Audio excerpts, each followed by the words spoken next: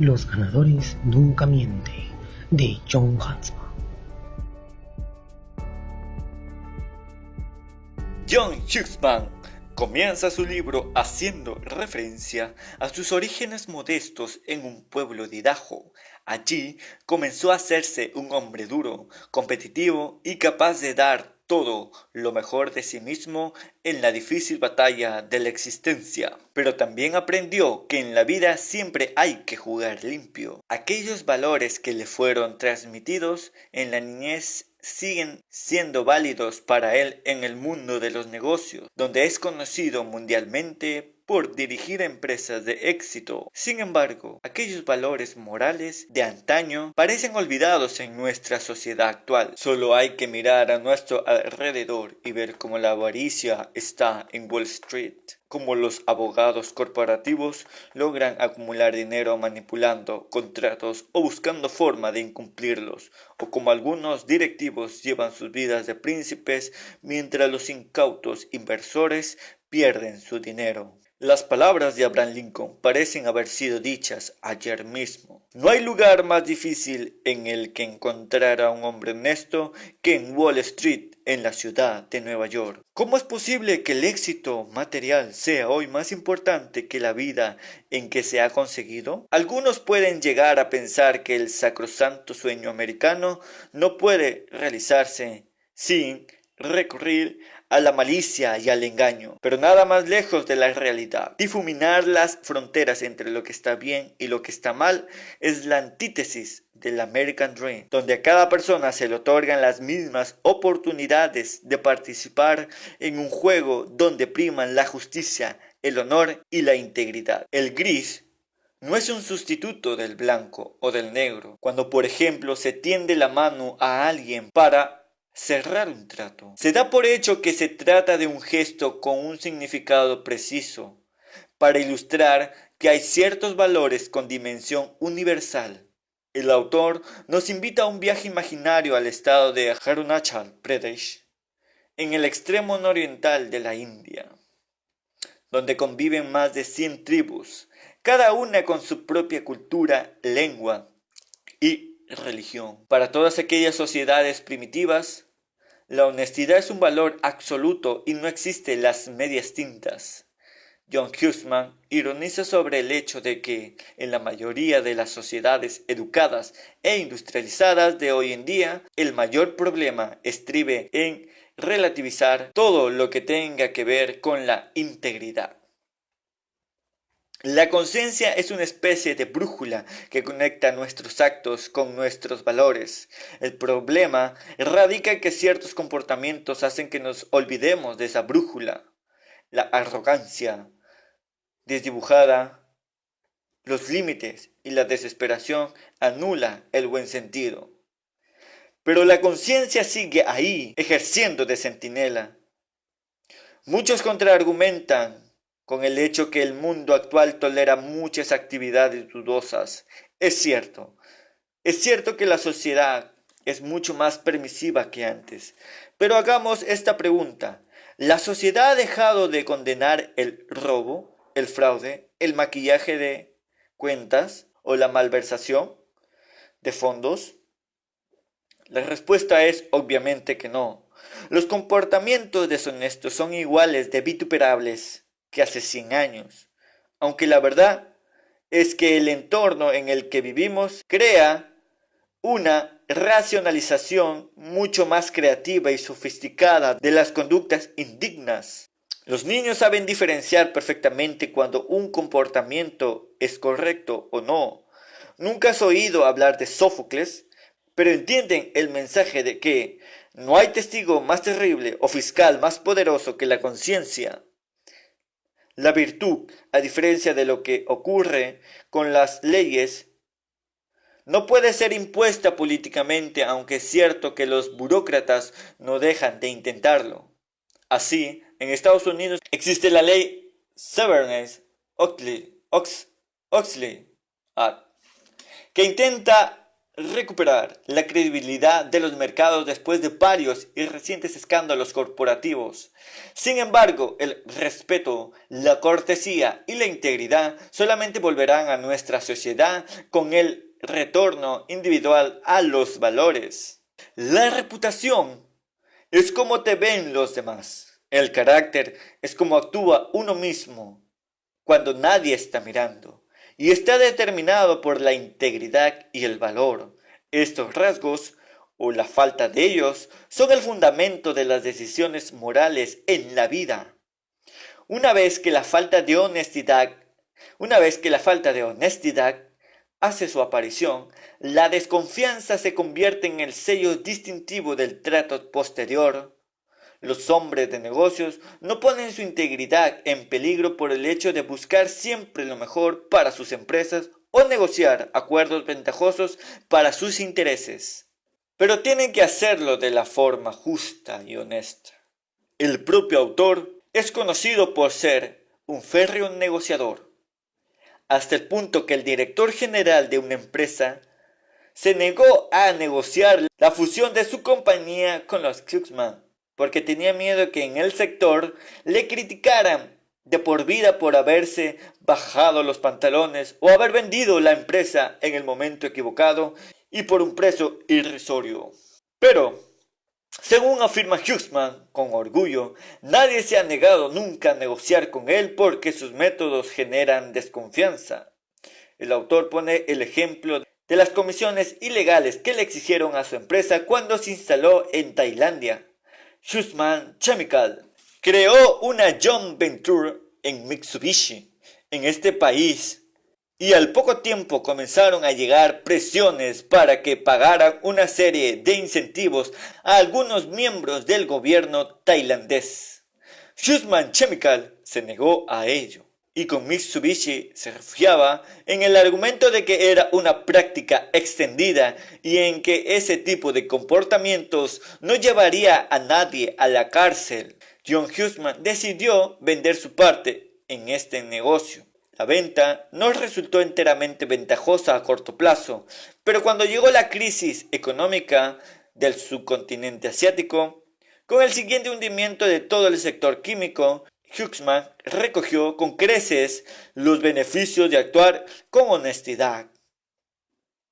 Además, se ganó la reputación de incorruptible y nunca más volvió a tener problemas de este tipo en ninguna parte del mundo. En 1960, John Huxman era oficial de marina a bordo del USS Calvert en Asia. Tenía 23 años y, en un momento dado, tuvo la responsabilidad de conducir un escuadrón de navíos a un punto determinado. El joven Huxman dio las órdenes precisas para que todos los barcos se reunieran y se dirigieran en conjunto hasta ese punto planificado. Sin embargo, sus órdenes fueron mal interpretadas y la desorganización que se generó fue tal que estuvo a punto de ocasionar varios abordajes entre los propios barcos comandados por él. Huxman se sentía avergonzado y fracasado y hundido. Rápidamente el capitán del barco tomó el mando. Una vez más resuelto el estruendo, llamó a Huxman a un lugar reservado. El capitán le dijo que ese día tenía que haber aprendido una gran lección, ya que nunca más permitiría que una situación así volviera a repetirse. Él era el capitán y cualquier cosa que ocurriera en su barco era su responsabilidad. Fuera él mismo o no quien se encontrara al mando en un momento determinado, por lo que Huxman no tenía motivo para sentirse fracasado. Huxman aprendió 2 lecciones ese día, que no olvidaría en su vida. Por una parte se dio cuenta de lo que significaba ser un líder, aunque el capitán no estuviera presente. Todo lo que hacía un subordinado era como si lo hubiera hecho él mismo. En segundo lugar, al tranquilizar al joven oficial y mantenerle su confianza, el capitán mantuvo intacta la autoestima y el compromiso de su subordinado. En el mundo de los negocios abundan los líderes. Ese es el título que ostentan. Pero el liderazgo, en el verdadero sentido de la palabra, no es tan común como parece. Hussman ofrece en su libro un análisis ecuánime, alejado de las recetas fáciles que inundan la literatura empresarial de lo que es el oficio del liderar, y lo hace basándose en su propia experiencia personal, lo que lo hace aún más interesante. El liderazgo no puede existir en el vacío. Por definición, requiere de los otros, de aquellos que van a ser liderados. Parece que el liderazgo sea respetado, efectivo y duradero. Tiene que ser mantenido de mutuo acuerdo. Es la antítesis de la dominación y se fundamenta en los principios que hacen ganarse el respeto y el seguimiento de los demás. Experiencia. El liderazgo necesita de personas decididas, energéticas. Por eso es esencial que los líderes conozcan a la perfección el terreno en que se mueven. En los tiempos de crisis, la experiencia es un grado. Así, los soldados en situaciones de combate prefieren seguir a los veteranos, con muchas batallas a sus espaldas, antes que a aquellos que solo conocen la teoría y nunca se han enfrentado a los peligros auténticos. Mostrar interés. Los líderes tienen que mostrar afecto e interés por los que están bajo su responsabilidad, ya que la lealtad exige el ser apreciado en su justa medida. Los líderes que solo buscan su propio beneficio económico a corto o largo plazo, la consecución de mayores cuotas de poder o prestigio y el reconocimiento social, están condenados al fracaso. Riesgo. Una encuesta realizada en 2004 entre las 1000 firmas de mayor facturación en los Estados Unidos reveló que 3 de cada 5 ejecutivos no quería llegar a dirigir la empresa para la que trabaja. Esa cifra representa el doble de la reflejada en la misma encuesta 4 años atrás. La gente no quiere asumir riesgos. Pero es precisamente en ese terreno resbaladizo donde el éxito nunca está asegurado de antemano, donde surge la raza del verdadero líder. Errores. Para un buen líder, los errores no representan una contrariedad. La calidad del liderazgo se mide por cómo se identifican y corrigen esos errores y por la capacidad de traducir las equivocaciones en nuevas oportunidades. En palabras del 26º presidente de los Estados Unidos, Theodore Roosevelt, dijo: "No cuentan los que hacen críticas. La credibilidad es de los que están en la arena, aquellos que tienen la cara manchada de polvo, sudor y sangre, de quien, en el mejor de los casos, conoce al final el triunfo de un gran logro y, en el peor, si falla, al menos lo hace entregando lo mejor, sabiendo que su terreno nunca será compartido con aquellas frías y tímidas almas que nunca conocerán lo que es la victoria o el fracaso". Confianza en sí mismo.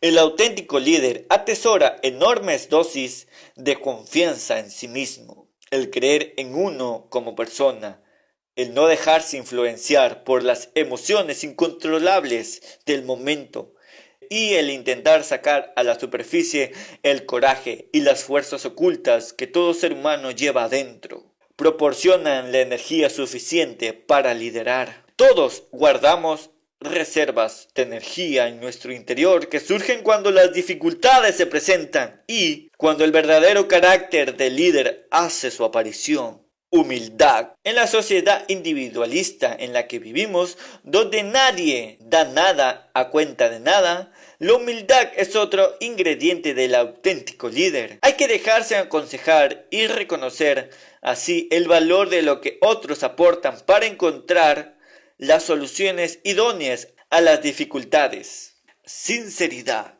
Los líderes tienen que ser francos y sinceros con aquellos a los que pretenden dirigir. Compartir las buenas noticias es sencillo, pero cuando surgen los contratiempos, hay que comunicarlos con naturalidad y responsabilidad, sin esconder la información adversa a los subordinados, con el simple propósito de quitarse los problemas de encima. Compromiso. Desgraciadamente, muchos de los comités de dirección de hoy en día no pasan de ser meros clubes sociales poco preocupados por proteger los intereses a largo plazo de los accionistas a los que representan. El líder debe comprometerse con energía con ellos y huir de la tentación de concentrarse en sus ganancias a corto plazo. Su jubilación o el prestigio asociado con la dirección de la empresa. Respeto. El liderazgo es un privilegio. Aquellos que son elegidos para liderar saben que pueden esperar la entrega de sus subordinados. No es extraño ver cómo muchos empleados cambian de empresa, renunciando incluso a parte de su salario, a cambio de encontrar líderes a los que poder admirar y respetar. Coraje. El coraje es la primera de las cualidades humanas, porque es la que garantiza la existencia de todas las otras. La mayoría de la gente sabe lo que está bien y lo que no. Sin embargo, no actúa con decisión porque no tiene la valentía suficiente para enfrentarse con las situaciones difíciles y los retos que aparecen en la vida diaria. Elegir compañeros de camino. No existe ningún equipo formado por una sola persona. El éxito es un esfuerzo de colaboración que depende de aquellos que sitúan junto al líder. En opinión del autor, el primer paso para conseguir el triunfo, empezando de la nada, es escoger cuidadosamente a aquellos que nos rodean. Hay que asegurarse de que comparten nuestros valores, de que darán lo mejor de sí mismo en las épocas de dificultades y estrés, de aquellas que son brillantes y competentes, y de que se pueda confiar en su lealtad. En un reciente artículo publicado en Wall Street Journal, se establecía un ranking de los atributos más buscados por las empresas que quieren incorporar nuevos empleados a sus estructuras. Los tres primeros, con mucha diferencia sobre los siguientes, eran las habilidades interpersonales, la capacidad para trabajar en equipo y la integridad personal. Cuidadosamente, la experiencia laboral y el pensamiento estratégico se situaban en el medio de una tabla compuesta por 20 atributos. Los antecedentes laborales, edad, formación o experiencia pueden variar enormemente entre los distintos colaboradores de una empresa. Sin embargo, los valores básicos deben ser uniformes y estar en sintonía con la cultura que se desea establecer en una organización. En la empresa de Hussmann se pide a los empleados de nueva incorporación que se identifiquen con los siguientes postulados: adhesión a los valores corporativos, lealtad a la compañía, lealtad al director general y competencia. La confluencia de valores en los empleados claves de una empresa no es tarea fácil, pero merece la pena el empeño puesto en encontrarlos. En los años que siguieron a las elecciones norteamericanas del 2000, Al Gore parecía estar siempre de mal humor, a pesar de que recibió más votos populares que su rival, George Bush. Los votos del colegio electoral finalmente hicieron que Bush llegara a la Casa Blanca. Son muchos los que reaccionan de igual modo cuando reciben un revés emocional en cualquiera de los aspectos de la vida, la familia, los negocios, los amigos, y la primera reacción ante la amargura es la revancha.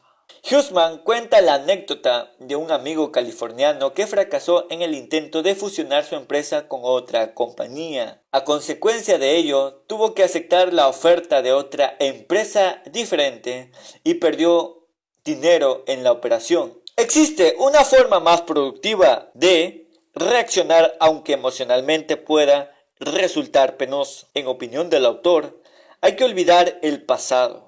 Olvidar el dinero perdido, olvidar las malas artes que las empresas competidoras utilizan contra nosotros y aceptar lo ocurrido para seguir hacia adelante con una actitud positiva y digna. Dejarse llevar por el revanchismo solo conduce a poner en nuestra salud en peligro. Las emociones improductivas son baches en el camino hacia el progreso.